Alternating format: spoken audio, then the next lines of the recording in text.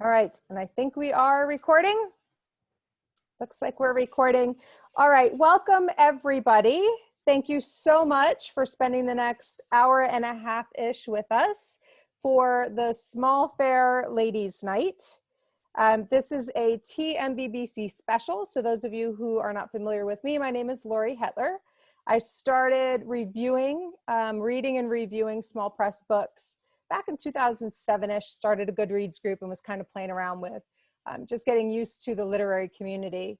And then about 5 or 6 years ago, I branched off as a freelance publicist and started working very closely with small press published authors. The lineup that we have tonight is filled with the TMBBC ladies, so all of my female clients. So we're thrilled to put the show on for you. And we hope that you enjoy it. And we're also super thrilled and super excited and super nervous because this is my first time hosting a Zoom event. And the fact that I get to host it for the first time with all of these lovely ladies and have it be part of SMOLfair is just absolutely phenomenal. So again, I want to thank everybody for being here.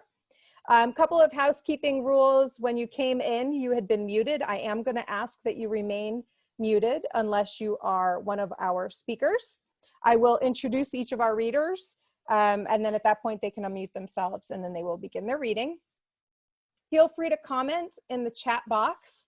I will try my best to keep up with the chat box while I am also letting people in. I will also give everybody an opportunity at the end of the evening, if you are interested, to hang out for a Q&A afterwards, because I did kind of book us some extra time to sort of hang out. So you get an opportunity to ask some questions at the end if you would like. Okay, we are going to keep the readings to a strict 5 minutes each because we do have such a big lineup. And we are going to ask that the readers place a link either to their website or to their book if their book is currently published, so that everybody that's here has an opportunity to go ahead and snag those up if you would like. And I would highly recommend that you do so.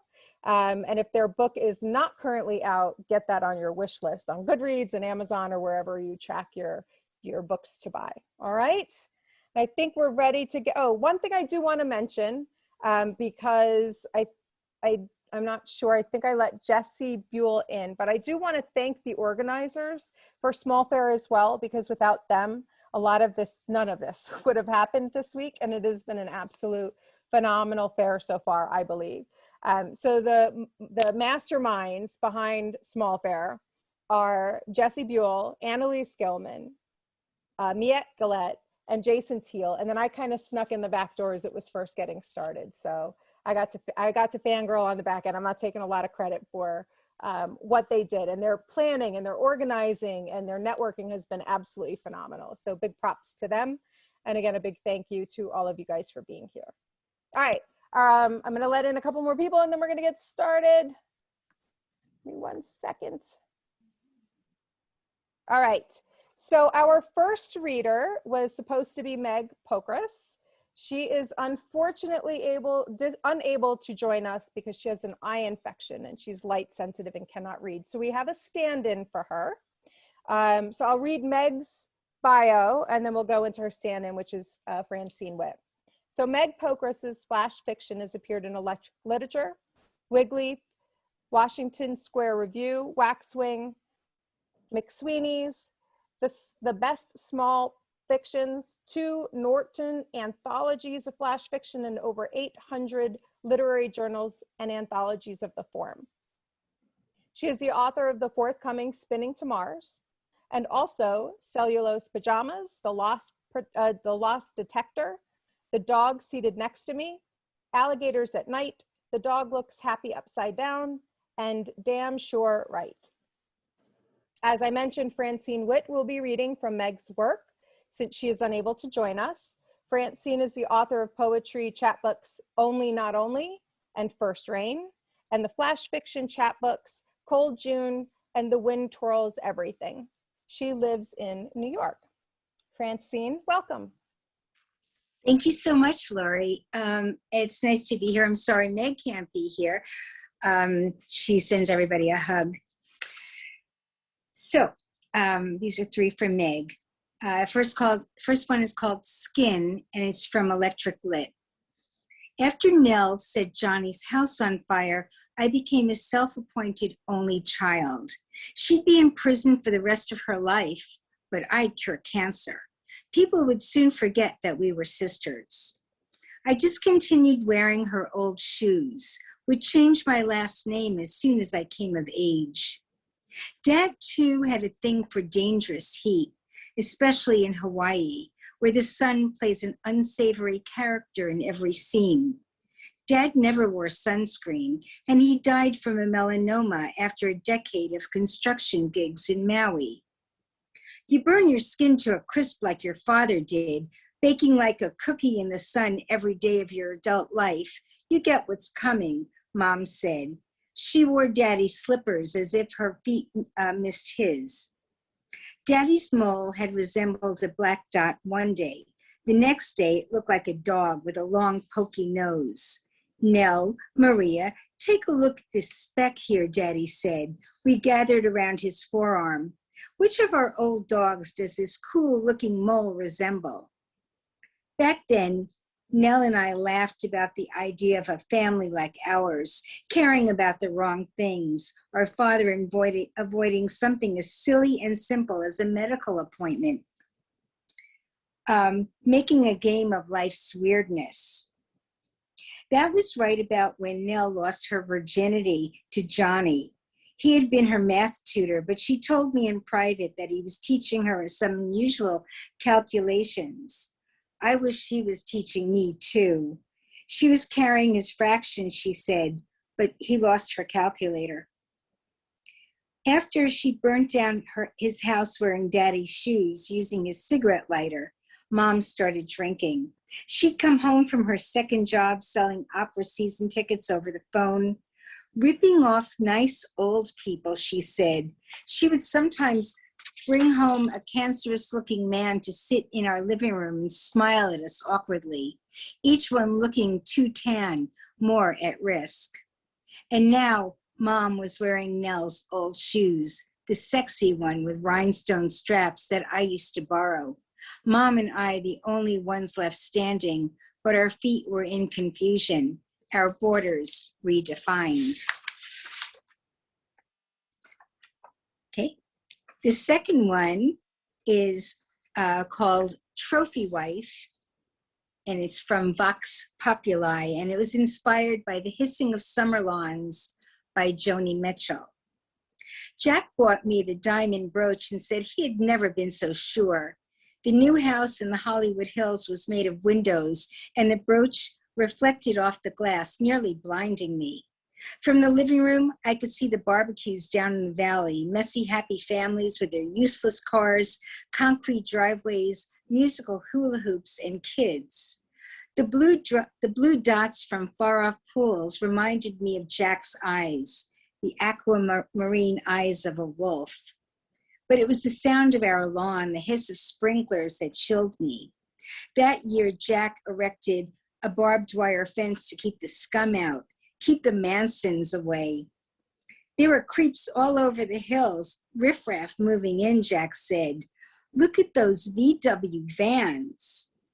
Once, Jack showed me how the barbs worked, ran his fingertips over the fence and let the blood bloom on the tips. 5 dripping tips, they almost looked like roses, as if he were handing me roses. You need help, I said. That was the only time I said it. When he was away for business, those long, quiet, hot days, I danced behind our barbed wire fence. Latin drums beat hard inside my legs. I wondered about the houses behind us, who was staring down at me in the dark. The world had become too hard and too easy. On the TV, black and white movies reminded me there was never enough color in my life, never the right amount of contrast. A childhood dog, a mother and father, like faded movies of a life washed out early. There was a diamond welded to my throat and a rescue dog who looked at me confused. Our street dog reflections barking us right. There were rooms in Jack's house that nobody sat in, many beds to sleep in alone, A small dark room of Chippendale. The dog asked why I turned out the lights, why I sat in the gloaming and stared at the winking lights below. I remembered the old man in front of the Hollywood sign, carrying a cup, wobbling on a cane, who told it to me straight. You're what they call a trophy wife, he said. Get out of here, kid. I reminded the dog that those of us who are lucky enough to live up here on Blue Jay Way are fine until the sprinklers start hissing beneath our feet. And the last one is called The Plank, and it's from New World Writing. It was wet and cold and miserable, and his dog was fat, fatter than yesterday. Nobody needed a telescope to see how the dog was overfed, his snout buried into his own neck. The captain, biting on his pipe, asked her to take off her bonnet. She removed it, and he inspected her scalp for butterflies. Clear, he said. Then it was time, and she walked up the narrow stairs to the top deck as if to scout for land. It was darker than before. The captain told her not to imagine escapes or round-trip tickets. Never, she repeated. This had something to do with how she made the captain feel things he didn't want to feel.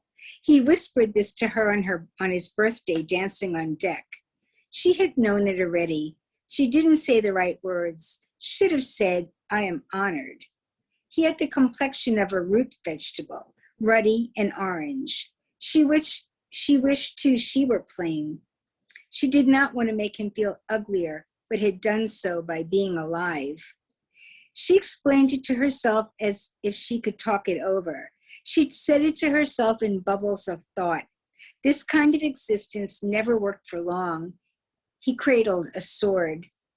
It is time, he said. Shaking on the plank balanced her, and she remembered her childhood like a dream she hadn't had in years. She stepped off, holding on to that dream. Her last thought was how, when people die, they come back as money, something her mother used to say.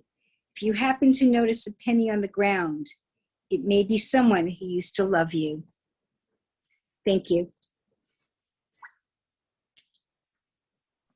Thank you so much, Francine, and for being a quick sit-in for Meg. I appreciate that. Thank you for having me. Yeah, you did a very nice job. All right, our next reader is Beth Gilstrap. Beth is the winner of the 2019 Red Hen Press Women's Prose Prize for her second full-length collection, Deadheading and Other Stories, which is forthcoming in October 2021. She is also the author of I Am Barbarella Stories, 2015, from 12 Winters Press, and No Man's Wild Laura, 2016, from Hyacinth Girl Press. Her work has appeared in Ninth Letter, Denver Quarterly, the Minnesota Review, Hot Metal Bridge, and Wigleaf, among others.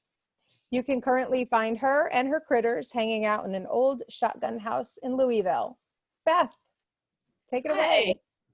Thanks. So I'm just going to jump right in and read you a frustrating 5 minutes from the title story from my collection. It's called Deadheading.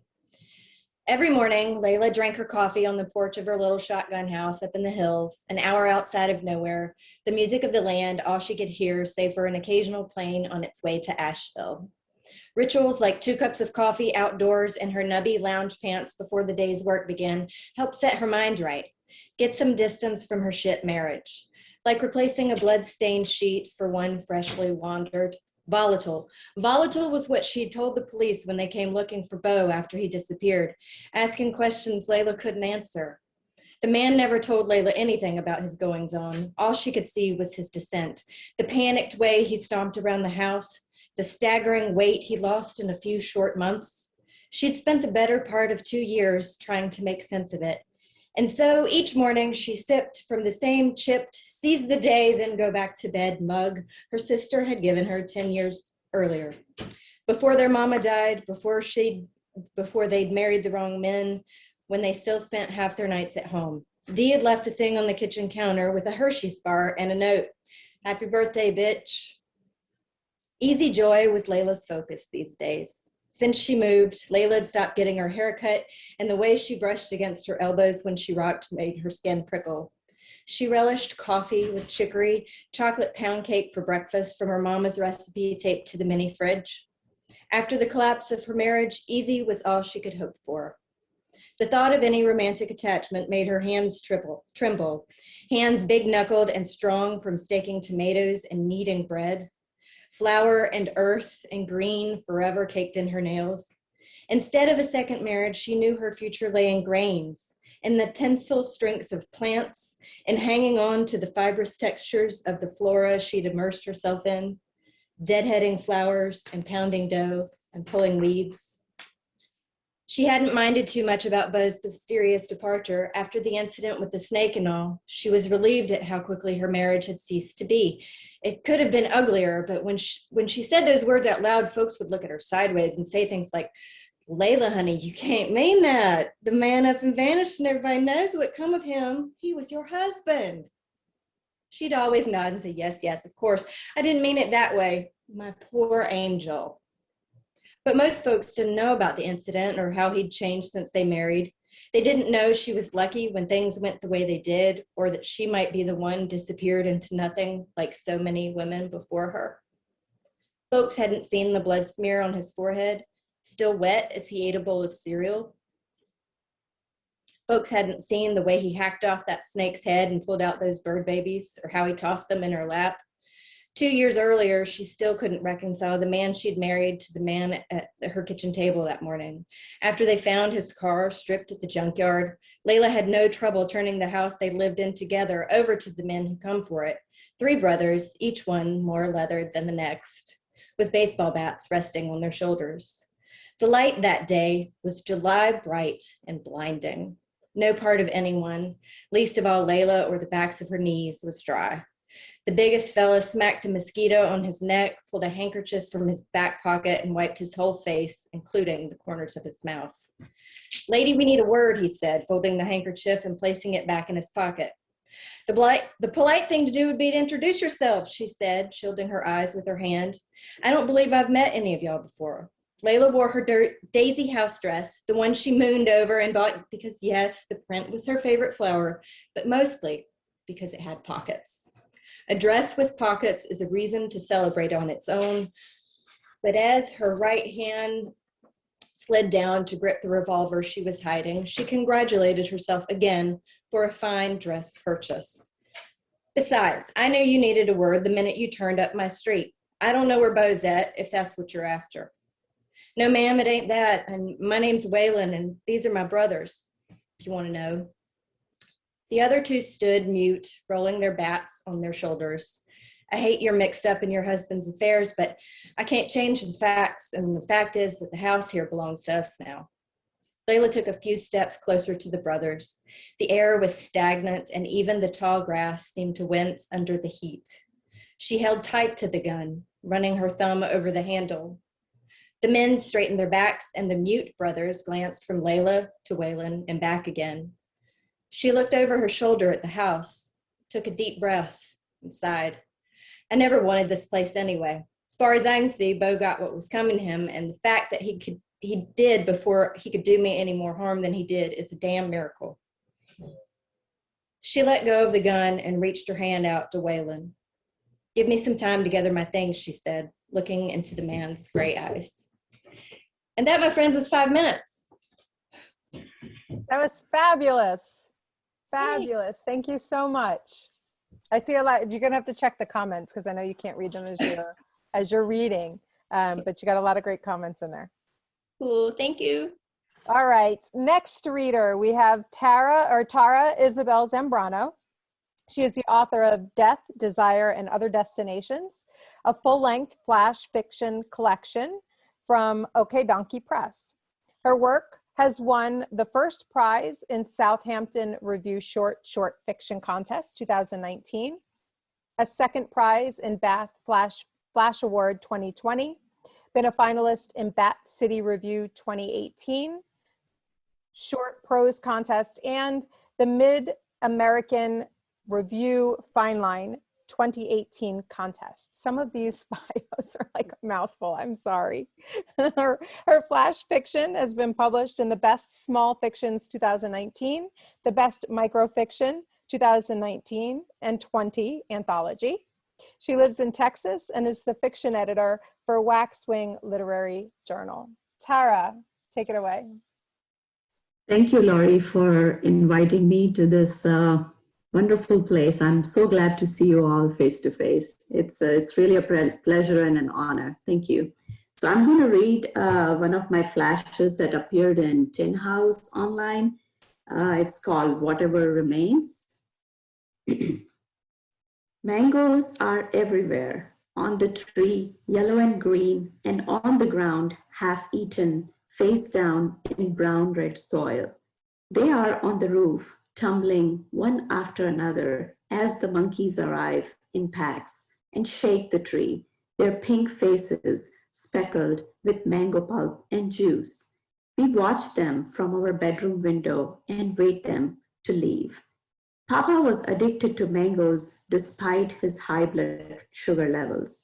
Every summer, he climbed the tree in our backyard and picked the ripe ones. Then he soaked them overnight in water before Ma decided if the mangoes were firm enough for fruit chaat or soft and sweet for amras, mango pulp mixed with milk and saffron, or for mango lemonade. She sliced the leftovers for a spicy pickle.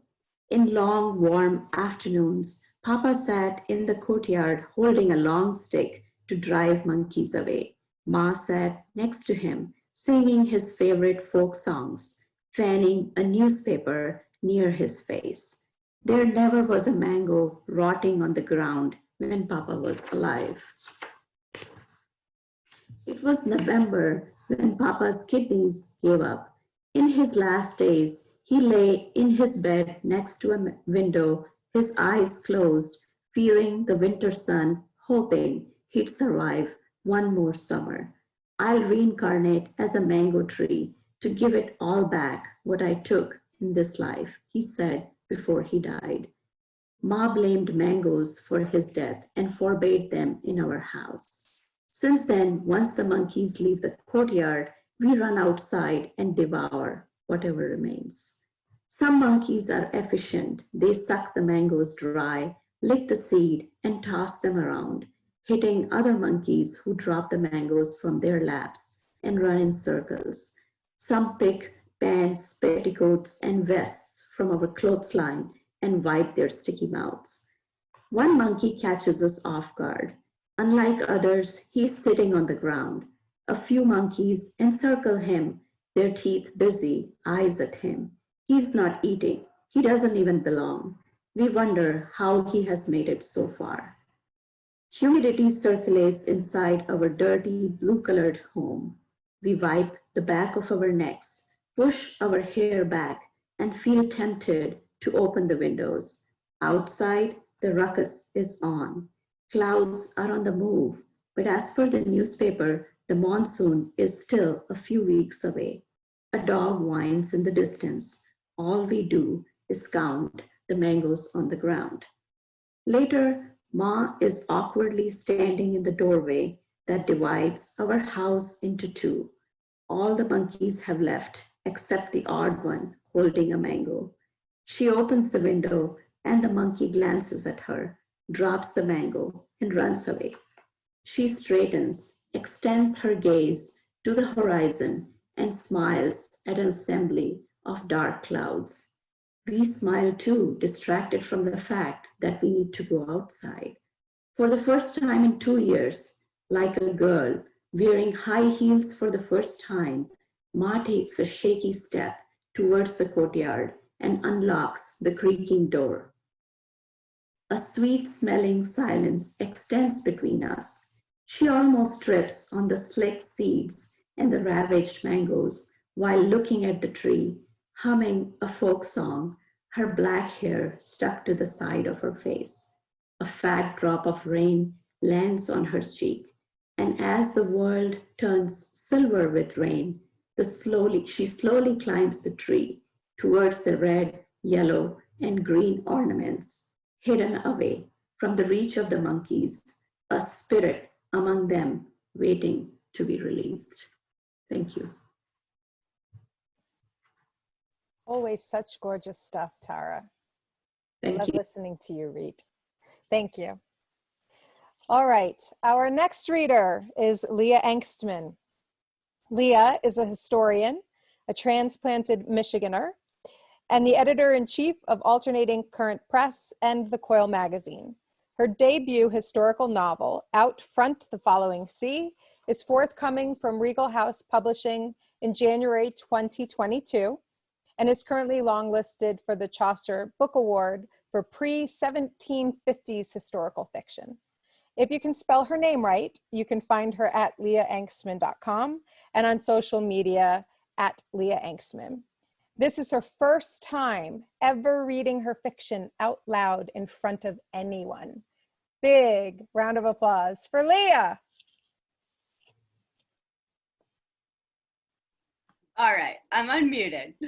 I will set all of that information over in the chat, so if you are interested about in finding out about my book, it is Out Front the Following Sea. I'm not going to give you a lot of exposition. It is a novel that requires a lot, but it's 1688 in East Jersey province. 17-year-old Ruth is an outcast and her grandmother is dying. She made her way to town through drifts to her knees and found Shrewsbury deserted, its families tucked inside their daubed homes. The tips of the Dutch colonials looked like knives thrust into the gray carcass of the sky. Carts and wagons and mobile sheds were winterized in heavy burlap and pressed against the homes like scared children to mother's thigh. Ruth knocked at the back of the meeting house until Reverend Morgan's new apprentice pulled open the door and stared at the unkempt figure before him. "Good day, Apprentice Crawford," Ruth curtsied, her body bending poorly in the cold. "I am in need of Reverend Morgan, please." "You appear ill. Are you sick, miss?" Miss? Could he really not know who she was? His calmness irked her, but she rid herself of the notion. One word, and Crawford would learn of her. "I'm Ruth," she hesitated. "Minor." There was the word. Just mention of the name sounded like a curse to her. As soon as that name got back to the Reverend, help would no longer be offered by his naive apprentice. "Please, my grandmother is dying. Might you come yourself?" "Mistress Minor, I shall inform Reverend Morgan and will set out for your house immediately." Her face drooped. "Please just hurry." He shut the door, leaving her to stand in the snowbank as a precaution. Snow fell in fat, quick flakes and piled around her. She tried to flex her toes, but couldn't. Minutes passed, and she thought the ground had swallowed her to her shins, where feeling began again. When Crawford reappeared, he opened the door only enough to press his mouth against the crack. "Reverend Morgan is not in," he said. "But you just went for him." "He does not wish to speak with you." "Is he not in, or does he not wish to speak with me?" "Yes." "Yes? Please just go," he whispered. "You're turning me away? What wrong have I done?" She lodged her foot between the door and the frame. "Please go," he repeated, nudged her foot and closed the door between them. "Apprentice Crawford, I beg you." She pressed a hand to the door as if she could reach through the barrier. "It is not for me that I ask. It is for my grandmother, Helen Minor. She's a humble, God-fearing servant of the Lord, sir. She was a founder of this colony, was a midwife to half the folk in this town, and their children after that and after that. Please go." Crawford's voice was muffled through the door now. "Helen Minor has always attended this church. She is ill. She helped your needy when she had nothing herself, made food and clothing for your poor. You ought repay her." At this, Ruth heard the door of the meeting house barred from inside. Looking up, she saw the foreboding figure of Reverend Morgan through the oiled linen windows, backlit by a candle glow, and her indignation overcame her. "Reverend Morgan, I willn't go. I know you hear me. God will damn you for this." Come down from your cowardly throne. But the Reverend's figure moved away from the window, and Ruth stood alone. She waited, but the door didn't open. Is that it then? You will not come. You will not aid one of your flock in the blessed healing hand of God. She turned toward the street. The center of town stretched before her, empty and quiet. Poles struck the sky, naked of their lanterns. Then damn your God, she screamed in a cry that bounced against shop windows and candlelit homes. Damn your false God! Who will help her? She is dying. She has clothed you and fed you and dripped for you those candles you're burning, made bedclothes which bundle you. Who will come? She heard shutters snapping, furniture sliding behind the doors, wood bars dropping into hooks, reverberating across the dampened homes. Then damn you all! Her fingers curled into fists at her side. Oh, you fear me? You condemn me from your pedestal? It's you that have sentenced the innocent to death this night. Sinners, all of you. Her voice grew hoarser with each breath. You think I am a witch? This you call me? Then witch I am. I'll be that devil conjurer you must blame for your deaths and your poor crops and your sick children. You want to burn me? Come and get me. I'll curse you as the witch you've made me. All of you, and your tight houses, curse you. Curse your children and their children. Curse your Bibles and your cattle and your goats and your fields. Might your candles go out and your flint disintegrate into flakes, and might your yeast not rise and your beds be infested with lice and your roofs all leak and your mules run off to Woodbridge. And might Indians and Quakers plague this town and burn your church to ashes. Curse you all. That's it. Holy shit, woman. That was amazing. For a first reading. I'm going to say the same thing to you. You need to check the chat now that you're done reading. Thank you. Yes, thank you so much. Thank you. All right. Our next reader is Tara Lynn Massey. She is a National Jewish Book Award finalist and winner of the Julia Ward Howe Award for Young Readers for her debut novel, My Real Name is Hannah.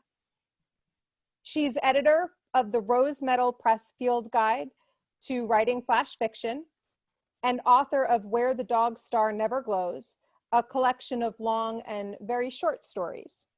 She founded the Best Small Fictions series in 2015 and recently, with co-author James Claffey, published a flash novelette titled The Bitter Kind. Tara.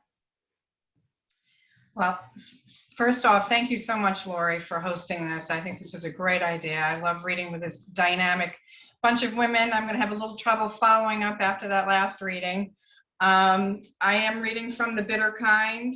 I wrote it with author James Claffey, who many of you know. We were inspired by some characters that came from our short stories, and we expanded on them and had them meet up. And the irony here is that he wrote the female character and I wrote the male. And a lot of people make the assumption when they're reading it that it's the opposite. So it's sort of been an interesting gender study as well. My character is Brandy. He's half Native American and grew up in Montana. And he stays there most of his life. And I'm going to come in with Brandy when he has moved to a manufactured ghost town, which I've actually been to in Montana. It's a great tourist stop. And he's become the caretaker there. So that's where we come in. When the town is filled with tourists and filmmakers, Brandy retreats to his cabin, away from the lookers poking and actors shooting blanks around the town he now considers his. He keeps curtains drawn against curious eyes and naps or whittles. After the last tourist leaves, he locks the entrance gate and makes sure all museum doors are closed to protect interiors from weather and animals. Sometimes Prissy follows him, sweeping dust and leaves that onlookers drag in. Prissy is the last person he sees, waving from the back of her boyfriend Zach's motorcycle. Still with daylight left, he roams the dirt streets and wooden boardwalks, hops the acrylic barriers, tries on hats, pokes around in old tobacco containers and pipes, continues the game of solitaire left unfinished on the saloon table, takes his dinner of scrambled eggs or stew to the fancy house and eats at a mahogany table set for 12, or to one of the cabins and eats at a wooden table set with a humble breadboard and pewter pitcher. He grows accustomed to the old portrait photographs that watch him eating. Every sound is amplified. The crickets, the grouse beating its wings against the ground, the prairie wolf howling, his fork against the plate. It is on one of those nights, eating dinner in the cabin next to his own, when he hears a noise behind him. It is a noise he can't place. He's grown so familiar with all of them. It sounds like silk against silk. He turns, but sees nothing in the evening's August melon light. After that night, he hears more. Footsteps, harnesses clanking, and he feels more. Drafts, as if a door is opening, pushing air into the room. He buys a hound and keeps it tethered up outside his cabin. This is no ghost wolf he is comfortable being haunted by. After an uneventful winter, he welcomes the spring and the task of patching sod roofs. A dry summer follows. June, usually so wet, sees only sporadic rainfall. In July, when the sun beats down, punishing the grass and trees, he walks around the perimeter of the town, looking and sniffing for the beginnings of brush fire. One day, dripping sweat all the way to the soles of his feet, finding himself a little faint, he sits under the post office's cool overhang.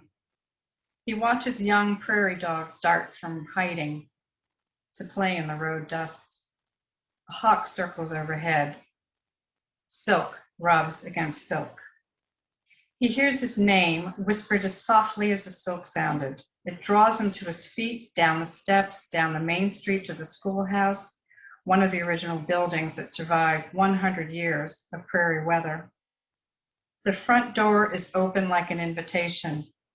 Past wooden school desks, a teacher's podium, a silhouette of Lincoln, to the open doorway of the rear room. She lies on the school teacher's rope bed in a white cotton shift, crying. He moves to comfort her instinctively, and she dissolves. To Brandy, the other ghosts remain sounds and stirrings only. Why only Annabelle shows herself, he doesn't know.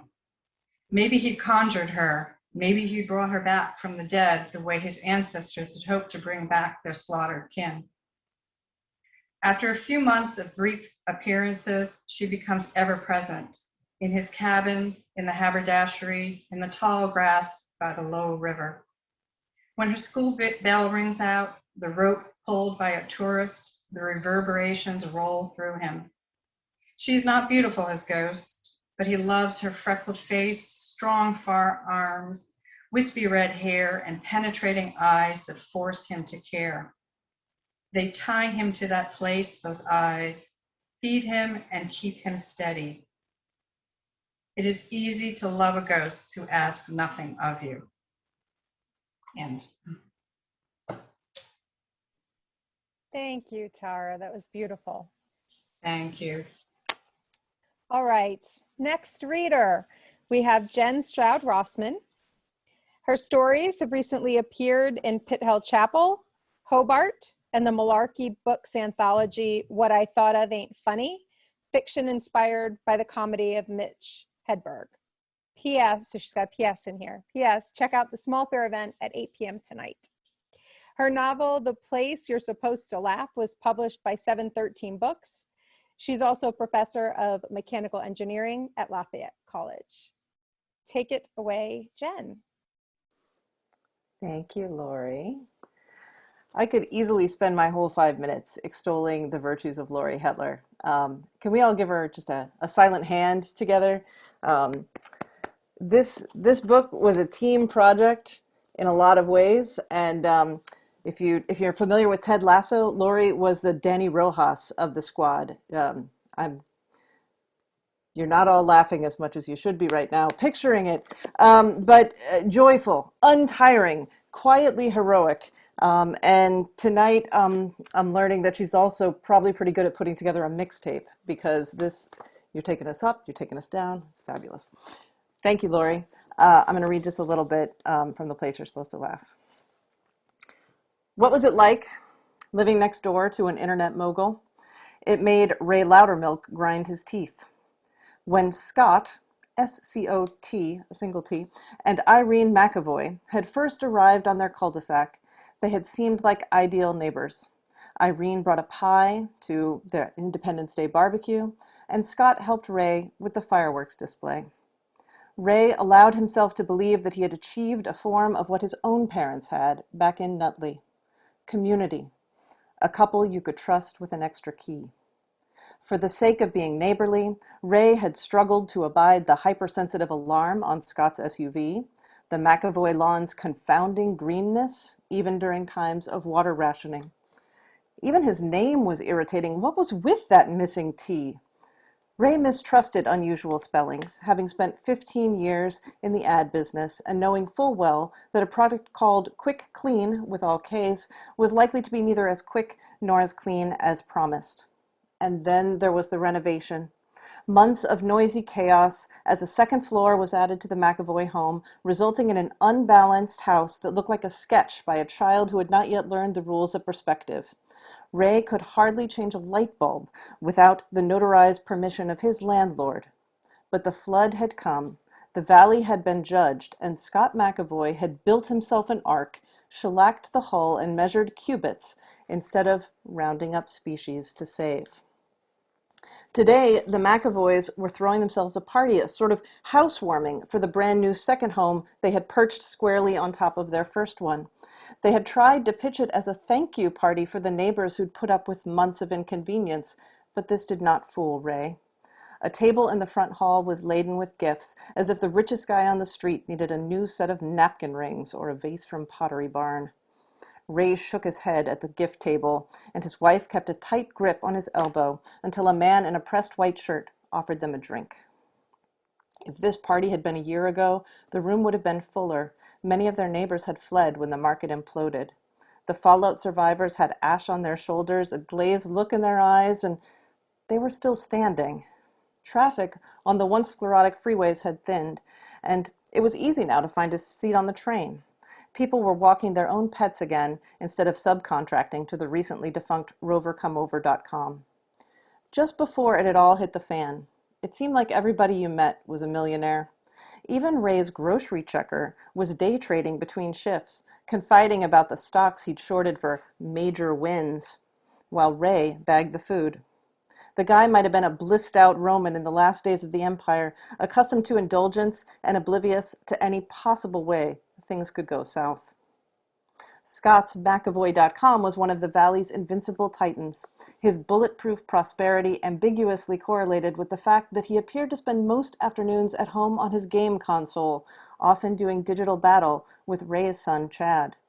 In magazine profiles, they praised Scott's startlingly unforced whimsy. And I'll leave it there. Thank you very much. Thank you, Jen. I miss that book so much. I really do. All right, next reader, we have Sara Rauch. Sara is the author of What Shines From It Stories, which won the Electric Book Award. Her writing has also appeared in Paper Darts, Split Lip, Gravel, Hobart, So to Speak, and elsewhere. She lives in Massachusetts with her family. Sara. Hi there. Nice to see everyone. And this is fun. I'm reading with the editor of my book. Leah Angstman edited my book. So, and actually we've never met, so it's kind of fun. This is a great way to share the stage, and with so many talented writers. All right, I'm going to read a little bit from one of the stories in What Shines From It. The story's called Kitten. It's kind of about a kitten. So, after Eddie came home from the hospital, I started drinking my morning coffee on the back stairs, and that's where I am, zipping my reflective vest when I hear yowling. The noise moves toward me across the parking lot. Black kitten, one from the brood living under the community garden shed, big yellow eyes and tail curled like a question. Not you, I say. The kitten crouches. Where's your bad luck family? That mama and her babies, all black, all 5 of them. A litter of lucifers, I'd said to Eddie, and to Maria, whom I'd seen throw a raspberry Danish over the fence. They'd eaten it, those cats. But I don't see the rest of them anywhere. The kitten follows me while I walk along the blacktop and peer into the other yard, the garden plots. When I stop, it stops. When I say, "What do you want?" it licks its chops, scrunches its face, and meows long and thin. Fine, I'll be right back. I set my coffee on the bottom step and take the stairs 2 at a time. The TV mumbles in the bedroom as I push cans around the cupboard looking for mackerel. Eddie used to make this god-awful soup with it, stinking up the whole apartment. A can of beans falls and dents the linoleum, rolls away. "Carmen?" Eddie calls from the bedroom. "It'll have to be tuna, cheaper anyway." Now Eddie's in the doorway, almost filling it. He's put on at least 50 pounds since he's been home. "You okay?" he asks, eyeing the can of Starkist. "There's a kitten in the parking lot." "One of the black ones?"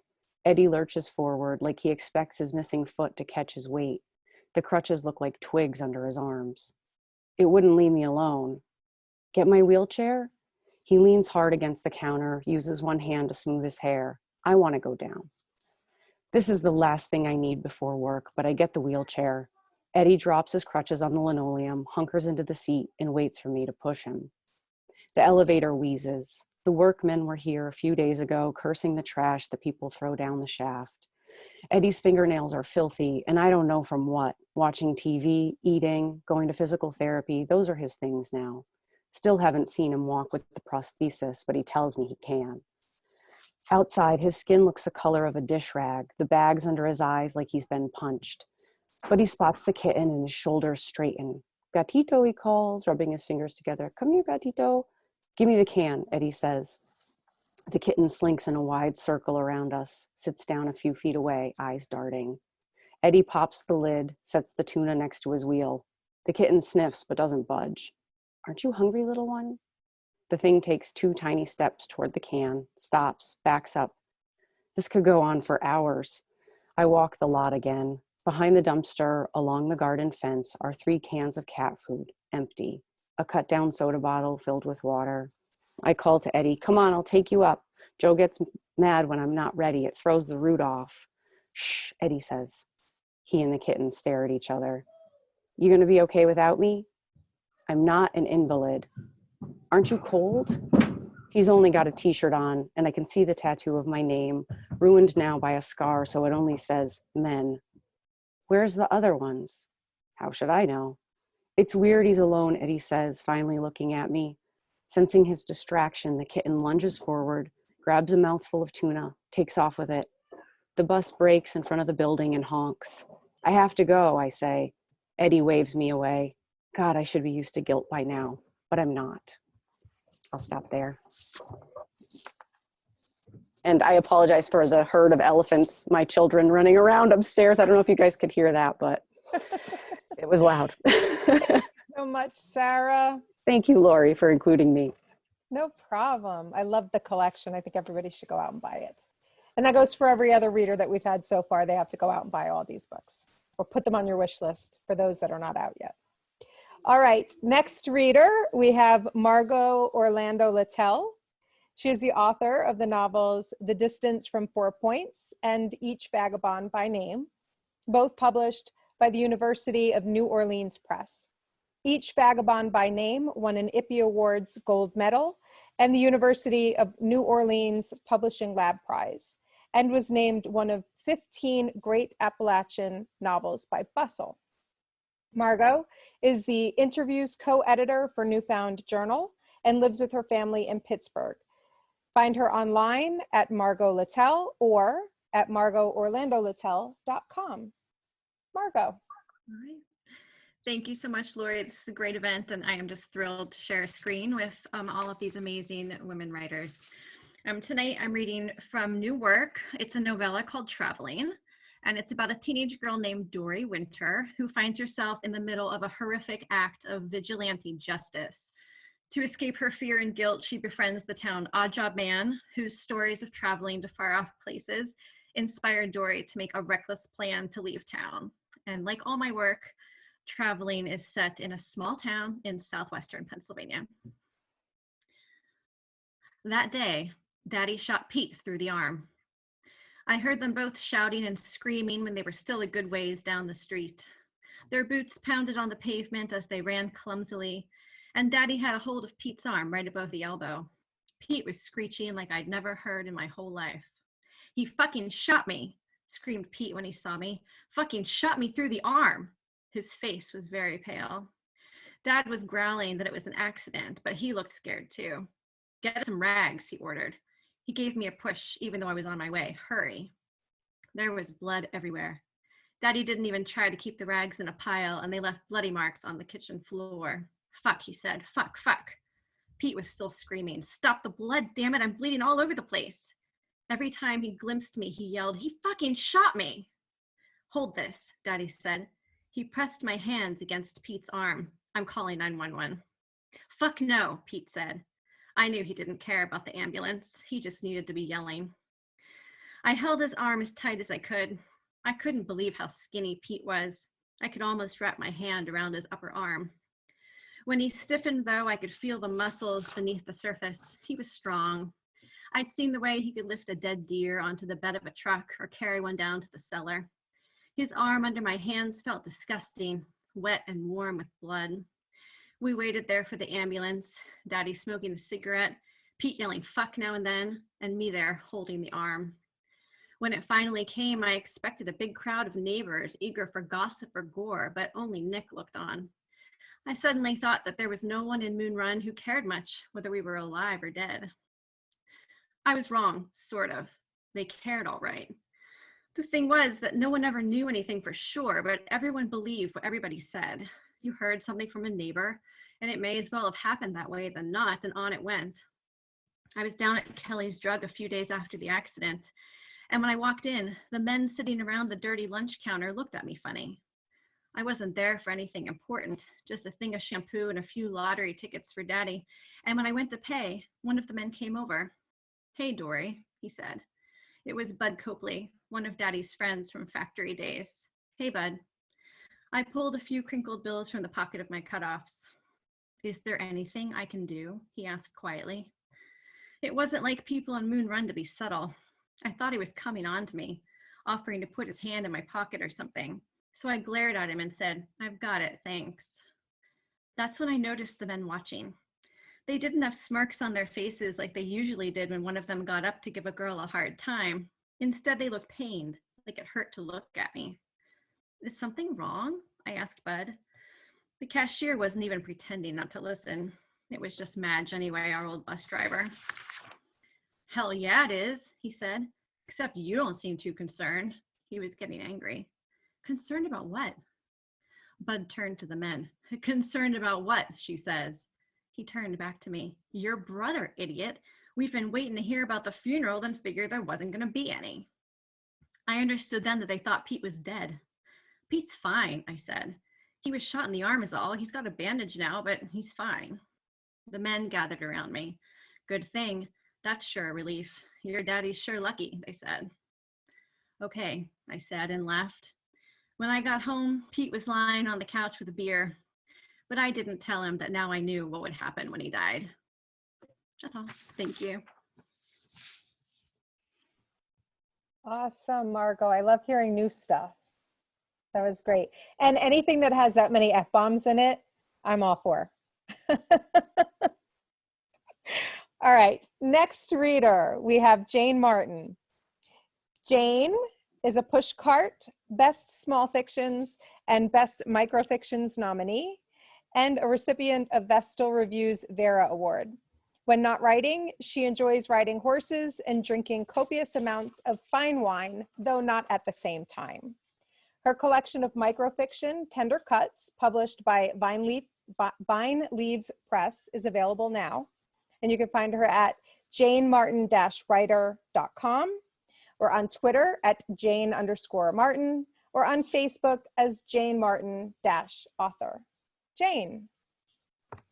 Hi, you guys. What an honor to be invited to play in this sandbox. You all just rock my world. I love you all. I'm going to read some new material tonight from a work in progress. The manuscript is called The Daddy Chronicles, and it may or may not see the light of day. So here we go. This one is called And Then He Is Gone. When Daddy leaves us for the last time, he wears a blue pinstripe suit with a freshly pressed handkerchief in his chest pocket, a fedora hat, and black Oxfords that shine like new pennies. Tall and oh so handsome, he looks just like one of those movie stars that smile out from the covers of the magazines Mommy keeps on her vanity. My small hands press against the window. I draw a heart with my finger in the circle of my breath as I watch him carry his suitcase across the busy street, growing smaller and smaller with each step. The bell of a cable car rings out as it passes by, and then he is gone. Never having turned, never seeing me still waving long after he disappears, my heart melts and slides down the glass. For weeks after that, I still ask, when is Daddy coming home? He had left us before, left and came back, left and came back. And upon each return, I would run into his arms, his embrace short and stiff, but enough for me to breathe in his scent, cloves, and pine, capturing into my memory like a firefly in a mason jar.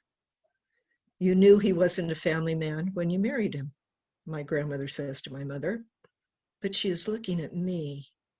And though I don't know what family man means, I see Mommy crying again. When Daddy comes back, I'll be such a good girl, such a good girl, I say. My tummy starts to hurt, and I crawl up into Daddy's chair, my bare legs sticking to the leather, my tiny bottom trying to fill the space left by his, and wonder what I could have done to make him stay. This next one is called Just the Two of Us. The morning sun warms our one-bedroom apartment. After bouncing from relative to relative, it's just Mommy and me. Mommy has put up curtains, white with daisies embroidered along the edges like those I pick from gardens. He loves me not. For the first time, I make friends. Every day after school, I go play with Franny. Her large stone and brick house has kids hollering, running around, and hanging out of every window. There's always a big pitcher of Kool-Aid in the refrigerator. I can help myself like I'm one of the family, and no one ever asks where my dad is. Franny is the youngest. She has 6 older sisters and brothers, and another baby is on the way. There's always another one on the way. They're Catholic. And now, so am I, even though I don't really know what that means. Sometimes Franny still sucks her thumb. We dig a hole in the corner of her backyard. All the way to China, we shout. We climb a tree, sit on the lowest branch sucking on pixie sticks. We talk about the movie stars we will marry, our houses next door to each other. Franny wants 4 kids. I don't want any. There are tons of hiding places, and hide and seek goes on for hours. Curled in the back of her parents' closet, I slip my feet inside her dad's slippers. I imagine never being found. Franny's mom telling mine, I'm sorry, we looked and looked. And the last one is called Where I Learn About God. In my maroon jumper, white blouse, and polished white Oxfords, I look like every other first grader at St. Matthew's Catholic School. And like every other kid, it turns out I have a father named God who art in heaven, a place we go when we die if we are good. Franny and I can't sit next to each other because we talk in class. That is not good. I learned the word sin. I learned the word confession, and that God is watching, always watching. I learn about praying, where we can ask God for stuff. He's sounding more and more like Santa, except Santa usually brings me what I ask for. I pray and pray, but Daddy never calls. Thank you so much. Jayne, you're gutting us. Those were gorgeous. Thank you. Thank you so much. Thank you. All right, next reader. We have Karin Cecile Davidson. Karin is the author of the debut novel Sibelia Drive from Braddock Avenue Books, 2020. Her stories have appeared in Story Magazine, the Massachusetts Review, 5 Points Journal, Colorado Review, and elsewhere. Her awards include a Fine Arts Work Center Summer Residency, an Atlantic Center for the Arts Residency, a Studio of Key West Artist Residency, an Ohio Arts Council Individual Excellence Award, among others. She has an MFA from Lesley University and is the interviews editor for Newfound Journal. Originally from the Gulf Coast, she now lives in Ohio. Karin. Thank you, Lori. I should have corrected that. I'm one of the editors at Newfound Journal because Margo is the other one. I'm going to read from Sibelia Drive. It's so nice to be among all these women, and thank you for this amazing crowd. This came out in October 2020 with Braddock Avenue Books, so celebrating small press books is also great in this venue. This has multiple points of view. It takes place during the Vietnam War, and I wanted to emphasize there are many voices during wartime. It's a home front story. It takes place in Central Florida, and this is from the center of the book. And it's actually, it's not a typical one that I read. It's Saul, who is Lulu's brother. She's one of the main characters. And it's called Something for Nothing, April 1972, and I'll just read the first few pages.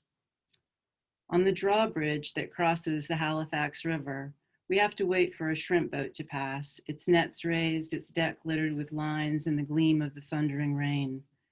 Lulu leans out the back window of the VW bus and yells at the tan deckhands to hurry up. They call her sweet baby thing and blow kisses. A shade past 14, Lou is more like a flat-chested 10-year-old, small like her mama, and tough like Royal, our daddy. I tell her to put her head back in the window. The bridge is lowering. Shut up, Saul, she says, but she listens when Rainey echoes my words. The waterway between the beach and New Smyrna's oyster bars and chicken and biscuit joints is busy with fishermen coming home. Most of the boats small and singular, no more reason for the bridge to raise. Lulu stretches out on the bench seat behind Rainey and me, the soles of her feet up on the windows, her hands drawing imaginary pictures in the air.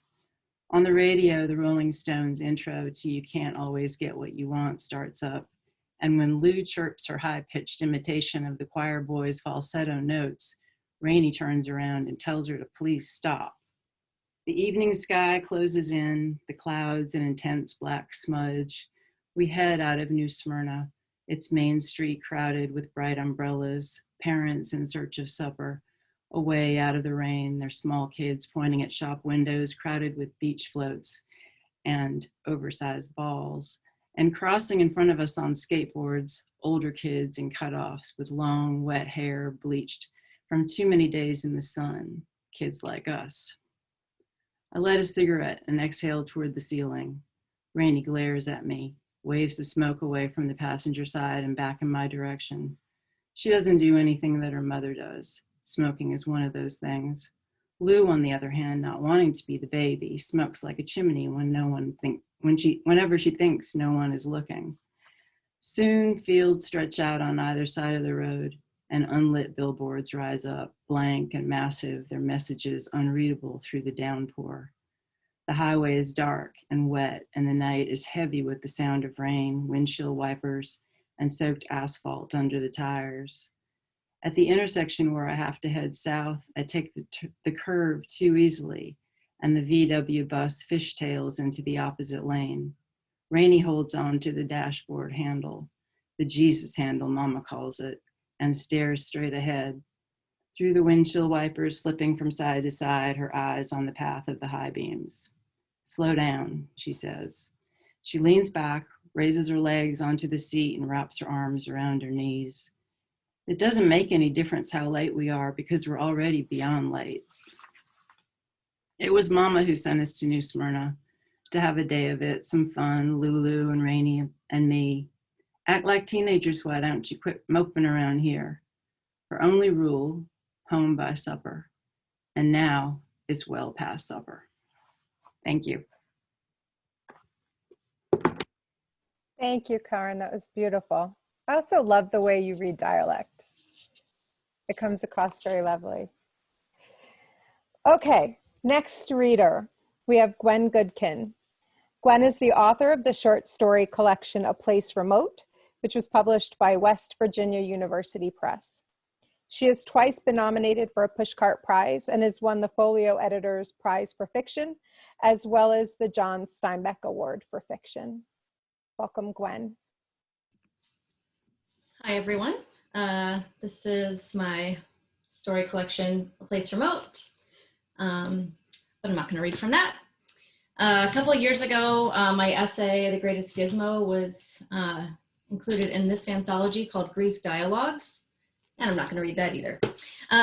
So I wrote an essay that was for promotional purposes for Grief Dialogues, and a couple things. I wanted to read it because I got great response from it when I posted it online, and it was kind of confusing to me because I kind of dashed off the essay and hadn't belabored it. And anyway, so it's 2 years old, so different times. But also I talk about my essay collection in this essay that didn't actually end up happening that year because I and a bunch of other writers had to pull our books from the publisher, which I can tell you about later if you want in the Q&A section. But so that book didn't happen, but I still want to read this essay because I've never read it out loud. So here goes. It's called The Mute Dinner Guest. I have a group of friends. We call ourselves the Supper Club because we do our best with 10 kids between the four of us to go out to eat together on a regular basis. It used to be once a month. Now it's every few months. Once at dinner, when we'd been at the Supper Club for well over 5 years, I began talking about my mom's long-term boyfriend. One of my friends politely waited until I finished my story, then asked, "Where is your dad?" She didn't know he died because I never spoke about him. She assumed he was somewhere unknown and just not part of my life. It was a mystery where he'd gone, and in some ways, it was like that for me too. I recently met Dr. Jillian Tullis, Associate Professor of Communication Studies at USD. When she introduced herself, she described her area of study. Essentially, she said, I specialize in how people talk about death. It made me think about my own experience with my father's death. What did we talk about? How were my siblings and me told about his illness, about what was going on? We weren't. We didn't talk about it. Not before, not during, or after. We just lived day to day, waiting for whatever was next. There were hospice nurses who came to our home at the end. They were nice and paid attention to me as much as they could. Did I know why they were there? Sort of. To give my mom a break at night. Did I know they were there because my dad was near death? Not exactly. My dad died when I was 7. I was nearly 30 when I learned he had spinal cancer. It was during a physical when the doctor asked me what type of cancer he had. I told her I wasn't sure. That's how much we talked about him after he died. Close to never. And yet he was an unspoken presence in our family, like a mute dinner guest we all took pains to ignore every night. After the doctor's visit, I called my mom. I had always assumed he died of lung cancer because he smoked. I was wrong. Medulloblastoma. As in the medulla, I asked, taking in the news. Yes. Brain cancer? Well, it's complicated, she said. He had medulloblastoma in his spine. It was so rare that the doctor sent tissue samples to the Armed Forces Institute of Pathology. One of my earliest memories involves magnets around the time I was 2 or 3 years old. The magnets were letters of the alphabet, primary colored, fixed to the side of our maroon fridge. Or was it olive? Mustard? My memory of the magnets isn't about playing with them or trying to spell words. What I remember is my mother insisting that I pick them up. Don't leave them scattered all over the floor, she said. Your dad can't feel them when he walks. I have a book of essays coming out this spring called Master the Shut-ins. Someone asked me recently how long it took me to write the book, and I immediately answered, my entire life. Even though it felt like a knee-jerk answer tinged with melodrama, I knew it was the truth. Every time I tried to explain what the book is about, I come up with something different. It's a hologram, I hope. Or maybe it's a mirror reflecting whatever it is the reader needs to see. Maybe that's how all books work, though. Sometimes I ramble a response along the lines of, the book is about grief, how grief isn't a diagonal line from sadness to all better. With grief, one day you'll feel great, joyous even, exuberant. Then suddenly it's like you're on a ride at an amusement park, dropped from the sky straight to the ground. Grief is fragmented because we all have lives and responsibilities we can't ignore. School, work, kids, bills. My hope for Master the Shut-ins is that it tells people who most need to hear it that there are lifeboats in the sea of grief, and those lifeboats are how you survive. Find them and hold on. When you're able, express how grateful you are to them, to the people who tossed you a line and reeled you in. I wish I'd been able to read Master the Shut-ins when I was young, grappling with how to cope with my dad's death and the aftermath of that experience. What I hope for this book is that it helps another kid struggling with such a seismic event in her life, that it's a salve for the wound. It was right around the time I first learned about my dad's medulloblastoma that I began writing in earnest. Maybe it was coincidence, maybe it wasn't. The answer to one mystery opened a door to another, and I had to find the right key for every door. At least that's how it felt. Thank you. That was beautiful, Gwen. Thank you so much for sharing. Thanks. All right, we got 2 readers left. Next up, we have Cathy Ulrich. Cathy is the founding editor of Milk Candy Review, a journal of flash fiction. She is the author of the flash collection Ghosts of You. Her work has been published in various journals, including Adroit, Wiggly, and Juked. Cathy. Hi, everybody. Thank you, Lori, for organizing this. Thank you, everybody, for sharing your writing, and thank you to my daughter, Persephone, for doing this fantastic job on my eyeshadow. I don't ever wear makeup, so, well, lipstick, but no one can tell because of masks. I'm going to read 2 stories. The first is When the Children Return. It was published in Jellyfish Review. The aliens came and took all the children, except for David Schmidt, who disguised himself in a cotton ball beard and a fedora. We all looked pretty much alike to the aliens. They thought he was a short old man.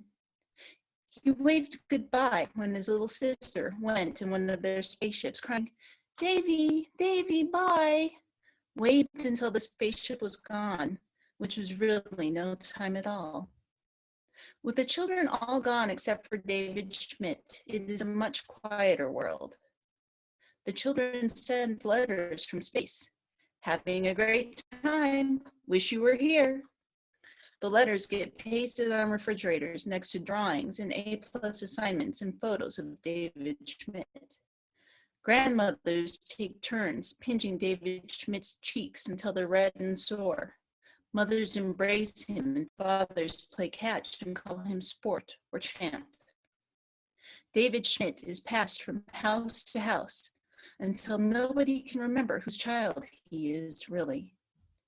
David Schmidt gets all the Christmas presents and birthday cakes. He sits on 1,000 Santa laps. David Schmidt is loved, loved, loved. The others will return someday, and David Schmidt will be waiting for them with his cotton ball beard and fedora, to be taken into their arms, to be told, "Oh, we have missed you." David Schmidt will be old by then, true old, the kind of old the children have yet to know, traveling at light speed through the galaxies. But they will know it must be him, for who else would be left? Wait, but David Schmidt. And this is from my Apocalypse Girlfriend series, which is a lot harder to pronounce than the Murdered Lady series. This is Your Girlfriend as a Radium Watch Face. It was published in Citron Review. And I forgot to print the final copy before I read, so I'm reading my handwriting, so I apologize if I screw up. Sorry. She will be the ticking hand, the shining numbers, the 1, 2, 3, click of seconds passing, the glowing skin of dial painters, pucker of their mouths on radium coat brushes, hollowing of their bones, the graves, the graves, the graves. And she will shine like a ghost and shine like a dying sun, and she will shine the lingering half-life of 1,600 years, and sit in the night beside you, whispering the names of the dead, her voice the cracking of their teeth, her shush hands in her lap, the sound of their last dimming breaths. Thank you. Thank you, Cathy. I appreciate it. You got a little bit choppy towards the end, I think, but it all came through. Yeah, thank you. All right, and now we have our final reader, Melissa Duclos.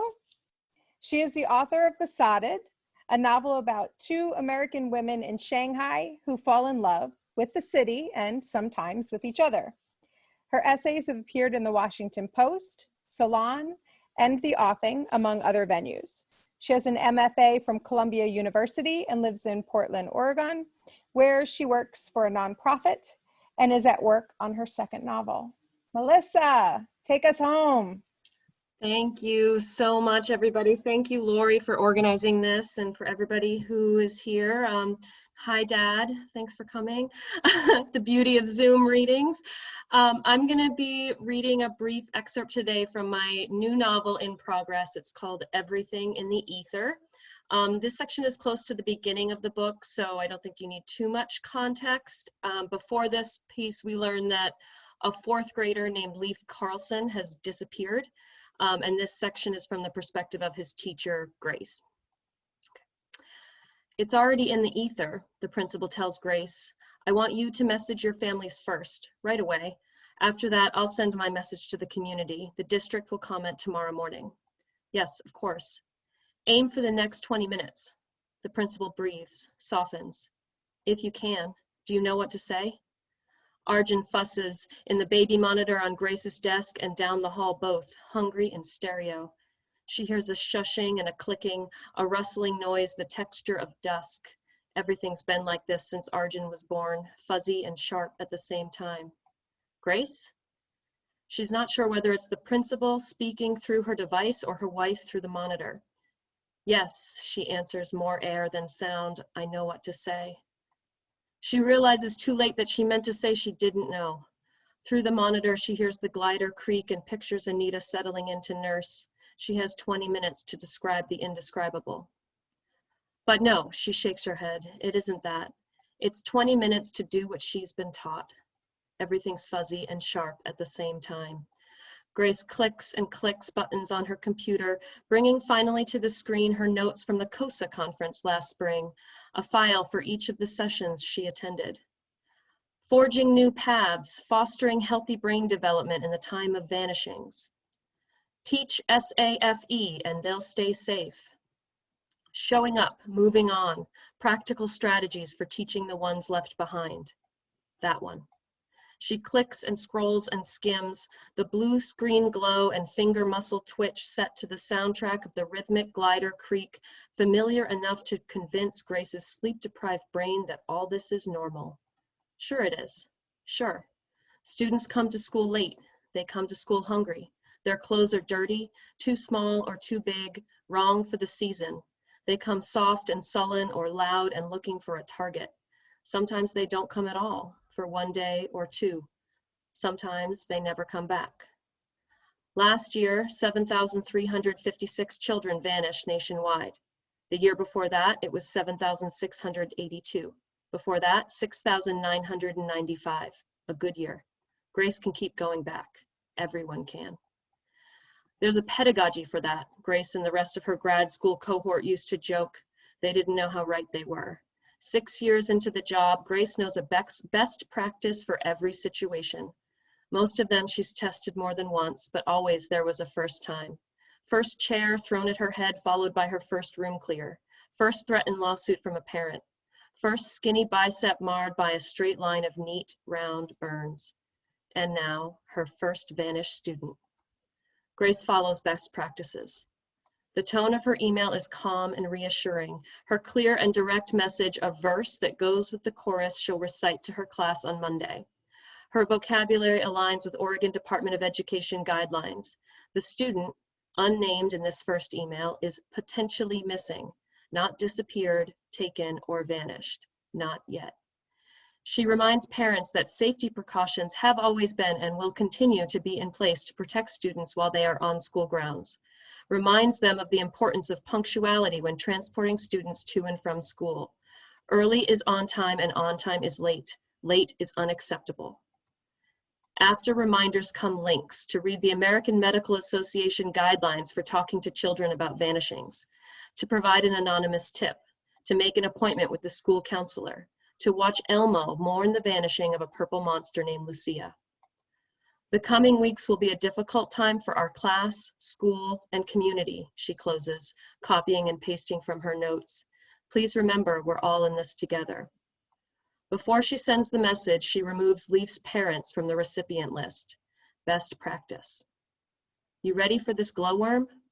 Grace starts at her wife's voice, looking toward the empty doorway to her office before realizing that Anita is speaking through the monitor, just as she always does. Arjun's no longer a glowworm, having shed his light belt after 5 days and 4 tests of his bilirubin, but the nickname stuck. I'm coming, Grace whispers too softly, she knows, for Anita to hear. It doesn't matter, though. They're bound by the thread of routine. For his late afternoon nap, his toughest one, Anita nurses the glowworm in the glider. Grace bounces him to sleep on the yoga ball when he's done. It won't always be this way. She shuffles in felt slippers down the hall to the nursery, takes the baby, and kisses Anita without telling her what happened to Leaf. There's no best practice for how to recount a vanishing in the late afternoon light of a nursery while passing a newborn from one mother to another. And anyway, Grace doesn't know what happened to him. Nobody does. Thank you. Oh, that sounds amazing. Thanks. That sounds amazing. What a great way for us to wrap up the reading series. So I want to thank everybody that hung in there for this past hour and a half. And I especially want to thank all of our readers. So all of the lovely ladies that came tonight and read for you guys. Feel free to take yourself off of mute if you want to give them a round of applause so they can hear you. I think they were amazing. They continuously blow my mind. Continuously blow my mind. I'm so honored and pleased and humbled that they allow me to help them represent their work, those that I've worked with already and those that have books forthcoming. It's, you know, it's amazing to be a part of the literary community and to help spread the word on good books and small press books and being a part of things like SMOLfair. Again, for those of you that have been hanging out, you're familiar with SMOLfair and the, you know, the rallying behind small press and supporting small press books and authors and publishers. Those of you that are not familiar, you want to go to the website and check out the events calendars, because there are plenty of more events that are happening tonight and through tomorrow. And that is SMOL as in SMOLfair.com. So I do have the Zoom meeting set up till 7 o'clock for those of you that may want to participate in a Q&A. You don't have to stick around if you don't want to, and that goes for the readers as well, because I know there's a lot of other awesome things that people could be attending now. But I do not mind opening it up for Q&A, and we could do it one of two ways. If you're brave and you want to come on camera knowing that we're being recorded, you could ask your question yourself, or you could drop it in the comment box and I will ask it for you.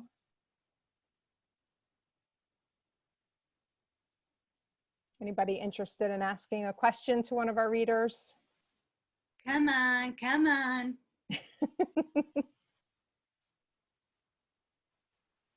Silence, the deadly silence. The deadly silence. I would ask questions, but I know all of them because I've worked with them, and that would be cheating.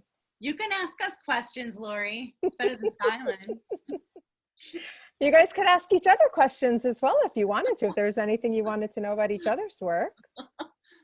No, Jen, I'm not giving an encore. I'll just sing you some Broadway songs. I saw you dropped, Leah, I saw you dropped in the thing that you were a theater student. Yeah, I was a musical theater major and a historian. Well, it came across very well. Bye, guys. Those of you that are leaving, bye. Enjoy the rest of SMOLfair. Thank you so much for hanging.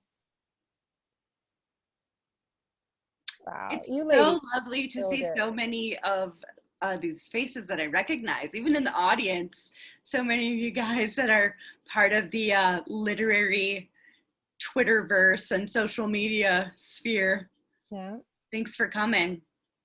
Yeah. Oh, look, we have a question. Got a real question. Yeah, Chris asked a question. Thank you, Chris.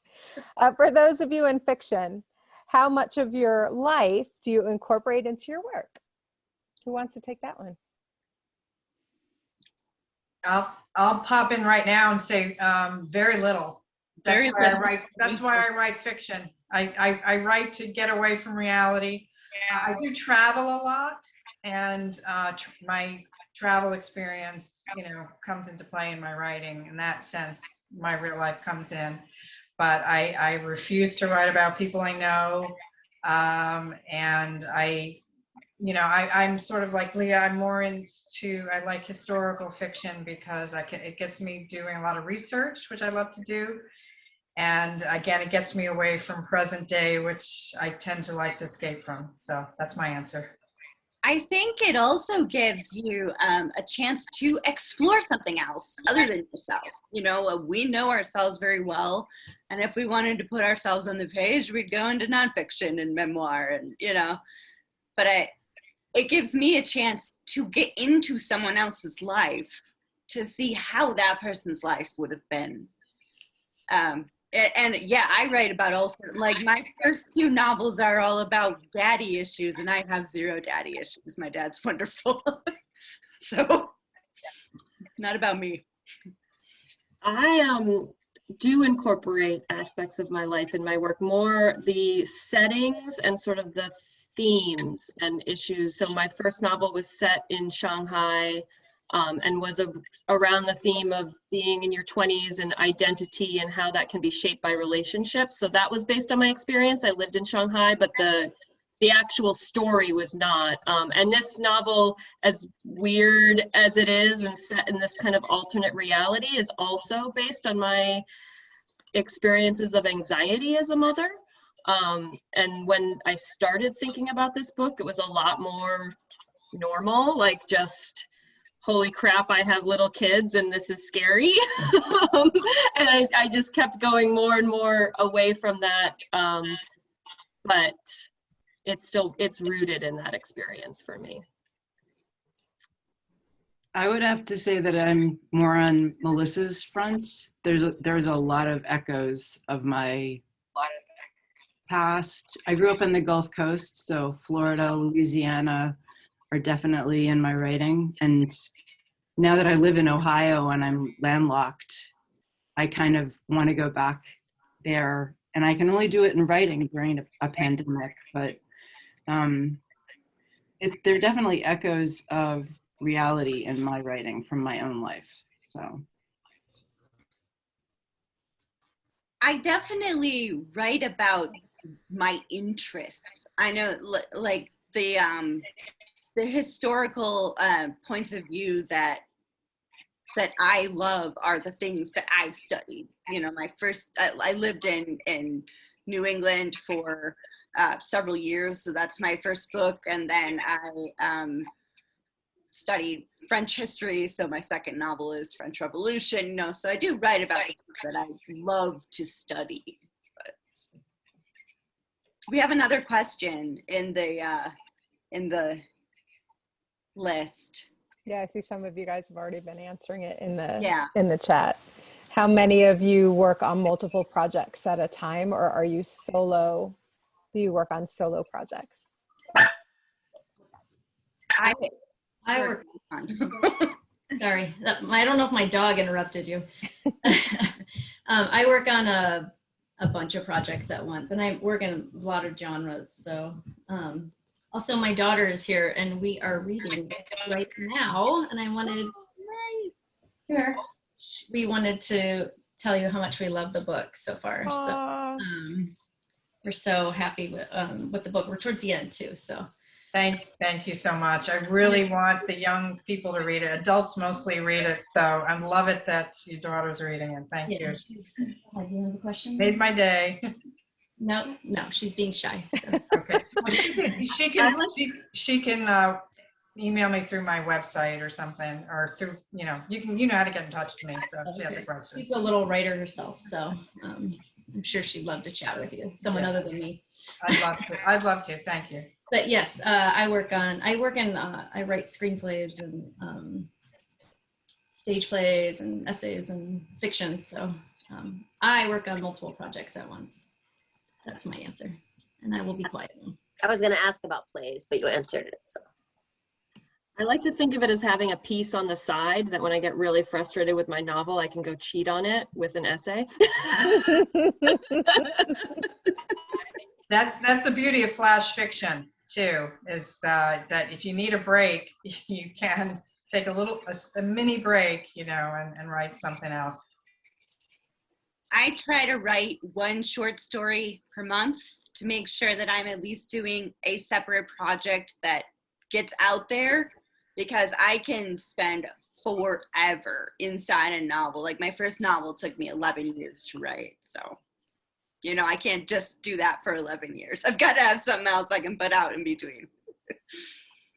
I found in my experience of having these two novels out that something that I wrote a long time ago will end up coming back into play. So I'll have to put aside my current work while something else is being published, or something else is being, if there's interest in it, so I'll be changing and revising that and putting aside my current project. So it's kind of like this cycle of old works becoming new again and new works being put aside. And then, once they finally see the light of day, I can put them aside. But that's been my experience so far. I work on one thing at a time, but that thing has changed now and then. I have a lot of respect for who all can write a novel, because I can't. I just feel like flash and even a short story is a stretch. So I end up working on 3 or 4 at the same time. And most of my work is actually, even though it's magical realism, it's inspired by real life. So truth is stranger than fiction, as they say. And I grew up in India and I came here as an immigrant. So I'm an engineer by profession. So all of those play a very solid role in, writing something which is mystic, which is logical, and yet trying hard to, putting some faith in. So I cannot write flash. I have total admiration for anybody who can squeeze it down into that much space, because I cannot. Well, I can sympathize with Tara, my fellow Tara on the panel. And one of the tips that I would say at this point, because it was very hard for me to go from flash to a novel, was that I basically wrote in fragments. Sort of our collaborative novel with James Coffey is the same thing. So if you ever, there's nothing that says you have to write a novel, but if you did ever want to dabble in one or experiment, I, for those of you who do write flash, write a novel in flashes, write in fragments. Don't think you have to follow the narrative flow that most novels go through. So that's my advice. Thank you. I see, Chris, you have another question. Did you want to ask it out loud or did you want me to read it? Sorry, I can read it. I was just, it was a question specifically for Cathy with regards to, I'll just read the question. In the work you read from, the emphasis on certain words seemed to give them new or different meanings. And I was wondering if that was intended and what your creative process was, and does it change depending on what you're working on? With my writing, I have a musical background. So what I focus on a lot with the way I do the words is kind of how they sound. And I might not be the best reader for them. There'd probably be somebody who could really do it very musically and perfectly like how I hear it in my head. But yeah, basically I kind of hear the story and write it down and try to keep the rhythm that I'm feeling with the story going as I write it and share it. And I don't know, that probably didn't make much sense, but that's how I do it. I'm sorry. Thank you. Thank you. No, I just wanted to hear more from you. Thank you. And I don't know, I must have lost my connection again. Sorry. That's okay. It's good. I just have to say, I'm in awe of everybody who can write anything. I've been a lifetime reader, and I cannot compose even a decent sentence. So between flash, short story, novels, it blows my mind what you guys are able to accomplish and how much you're able to accomplish. And then, you know, going back to what I think was the first question, and how much of your personal life or your experiences show up in your work. And quite a few of you are saying, no, I write something I'm not even familiar with, but then it creates research. And I think to myself, I would not want to have to research to be able to write.